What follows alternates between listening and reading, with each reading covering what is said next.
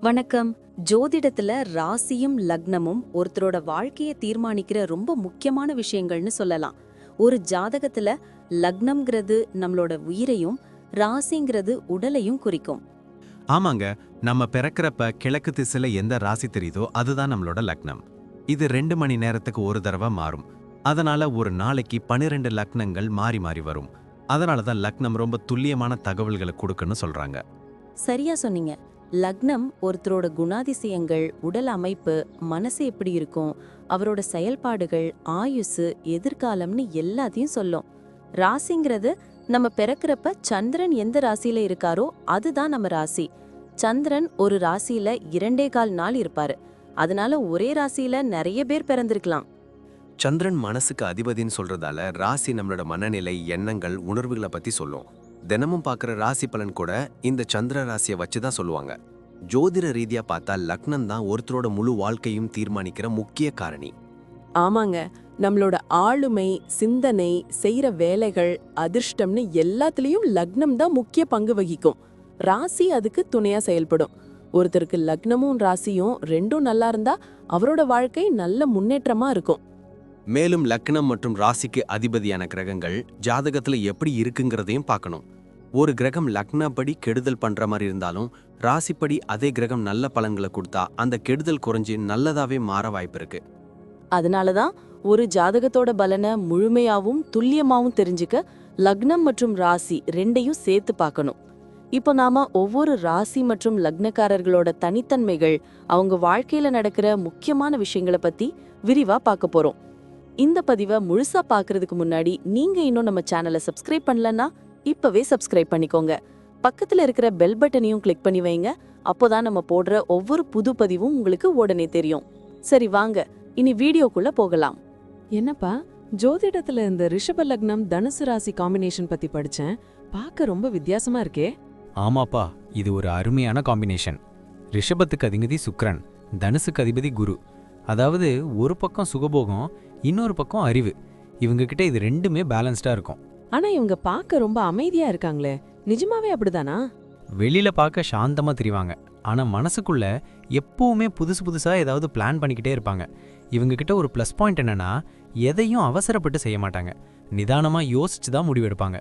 ஆனா இவங்க ஒரு முடிவு எடுத்துட்டா அதுல ரொம்ப உறுதியா இருப்பாங்க. ஓ, அப்போ பேச்செல்லாம் எப்படி இருக்கும்? இவங்க அட்வைஸ் மற்றவங்களுக்கு பிடிக்குமா? கண்டிப்பா. இவங்க மற்றவங்களுக்கு ஆலோசனை சொல்றதுல கில்லாடி. இவங்க பேச்சுக்கு சொசைட்டில ஒரு தனி மரியாதை உண்டு. நியாயத்துக்கு ரொம்ப முக்கியத்துவம் கொடுப்பாங்க. தப்புன்னு தெரிஞ்சா அது யாரா இருந்தாலும் தயங்காம சுட்டி காட்டுவாங்க. இதனால சிலருக்கு இவங்கள பிடிக்காம கூட போகலாம். ஆனா பழகிட்டா இவங்க அன்பை புரிஞ்சுக்குவாங்க. ஃபேமிலி லைஃப் எப்படி இருக்கும்னு நினைக்கிறேன்? குடும்பத்து மேல இவங்களுக்கு அளவு கடந்த பாசம் இருக்கும்பா. குறிப்பா முன்னோர்கள் வழிமுறைப்படி நடக்கணும்னு நினைப்பாங்க. வீட்டை ரொம்ப அழகா வசதியா வச்சுக்க ஆசைப்படுவாங்க. விருந்தினர்களை உபசரிக்கிறதுல இவங்கள அடிச்சிக்கவே முடியாது. ஆனா ஒரு சின்ன விஷயம், இவங்க கொஞ்சம் பிடிவாதமா இருப்பாங்க. அதனால அப்பப்போ லைஃப் பார்ட்னர் கூட சின்ன சின்ன கருத்து வேறுபாடு வரலாம். மத்தபடி ஃபேமிலிக்கு இவங்க ஒரு பெரிய தூண் மாதிரி தான். வேலை, பிசினஸ் இதுல இவங்க எப்படி? இவங்களுக்கு சொந்தமா தொழில் பண்றது தான் செட் ஆகும். ஏன்னா மற்றவங்க கிட்ட ஆர்டர் வாங்குறத விட இவங்க மற்றவங்களுக்கு வேலை கொடுக்குற இடத்துல இருந்தா சிறப்பா செய்வாங்க. ஹோட்டல் பிஸ்னஸ், ஜுவல்லரி, ஆர்ட்ஸ் இல்லைன்னா எஜுகேஷன் ஃபீல்டில் இவங்க நல்லா வருவாங்க.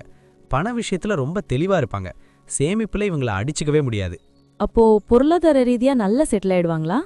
நிச்சயமா. இவங்க கஷ்டப்பட்டு சம்பாரிச்சு நிலம், வீடுன்னு நிறைய சொத்து சேர்ப்பாங்க. தர்மம் பண்றதுக்கும் இவங்க தயங்க மாட்டாங்க. ஆனா ஒரு டிப்ஸ் என்னன்னா, மற்றவங்களுக்கு கைமாத்தா கடன் கொடுக்கும்போது மட்டும் கொஞ்சம் யோசிச்சு கொடுக்கணும். ஏன்னா திரும்ப வரதுல லேட் ஆகலாம். ஹெல்த் பத்தி ஏதாவது ஸ்பெஷலா இருக்கா? ஆமா, இவங்க செம சாப்பாட்டு ராமனா இருப்பாங்க. ருசியா இருக்குன்னு எல்லாத்தையும் ஒரு கை பார்ப்பாங்க. அதனால வெயிட் போடுறதுக்கு சான்ஸ் இருக்கு. கழுத்து வலி இல்லைன்னா இடுப்பு வலி வரலாம். அதனால டெய்லி கொஞ்சம் வாக்கிங் போறது இவங்களுக்கு ரொம்ப நல்லது. மனசுல இருக்கிற ஸ்ட்ரெஸ்ஸை குறைக்க அப்பப்போ இயற்கை சார்ந்த இடங்களுக்கு போயிட்டு வரணும். சரி, இவங்க பிள்ளைங்க விஷயத்துல எப்படி?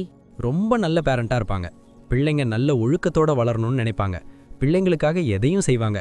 இவங்க பிள்ளைங்க கூட பிற்காலத்துல பெரிய லெவல்ல வந்து இவங்களுக்கு பெருமை சேர்ப்பாங்க. டிராவல் பண்றது இவங்களுக்கு பிடிக்குமா? ரொம்பவே. ஆனா லோக்கல் பஸ்ல போறதை விட நல்ல வசதியான கார் இல்லைனா பிளெயின்ல போறது தான் இவங்களுக்கு பிடிக்கும். ஆன்மீக பயணம், வெறிமாட்டு பயணம் இதெல்லாம் இவங்களுக்கு அடிக்கடி அமையும். அந்த பயணங்கள் மூலமா இவங்க வாழ்க்கையில நிறைய மாற்றங்களும் பாசிட்டிவான விஷயங்களும் நடக்கும். மொத்தத்துல பார்த்தா இவங்க ஒரு கம்பீரமான ஆளுமைன்னு சொல்லு. அதேதான். கொஞ்சம் அந்த பிடிவாதத்தை மட்டும் குறைச்சிக்கிட்டு மற்றவங்க சொல்றதையும் கேட்டாங்கன்னா இவங்க ரேஞ்சே வேற. குருவோட அருளும் சுக்கிரனோட வசதியும் இருக்கிறதால இவங்க லைஃப்ல எப்பவும் ஒரு ராஜகலை இருக்கும். மற்றவங்களுக்கு ஒரு ரோல் மாடலாவே வாழ்வாங்க. நன்றி. நான் இப்போ சொன்ன விஷயங்கள் எல்லாம் பொதுவான பலன்கள் மட்டும்தான். உங்களுடைய சுயஜாதகத்தை பொறுத்து சில விஷயங்கள் மாறுபட வாய்ப்பிருக்கு. ஆனாலும் நான் சொன்ன பெரும்பாலான விஷயங்கள் உங்க வாழ்க்கையில நடக்கும்னு நம்புறேன். இந்த வீடியோ உங்களுக்கு பிடிச்சிருந்துச்சுன்னா நான் அடுத்து பாகம் 2 எடுக்க தயாரா இருக்கேன். பாகம் 2 வேணும்னா பாகம் 2ன்னு டைப் பண்ணுங்க. நிறைய நண்பர்கள் பாகம் 2 கேட்டா சீக்கிரமே பாகம் 2 வீடியோவை பதிவு செய்றேன். இந்த வீடியோ உங்களுக்கு பிடிச்சிருந்தா லைக் பண்ணுங்க, ஷேர் பண்ணுங்க, நம்ம சேனலை சப்ஸ்கிரைப் பண்ணுங்க, பக்கத்துல இருக்கிற ஆல் பட்டனை கிளிக் பண்ணி வச்சுக்கோங்க. அப்போதான் நாங்க போடுற வீடியோக்கள் உங்களுக்கு உடனுக்குடன் நோட்டிஃபிகேஷனா வரும். உங்களுடைய எதிர்கால வெற்றிக்கு என்னுடைய வாழ்த்துக்கள். நன்றி. வாழ்க வளமுடன்.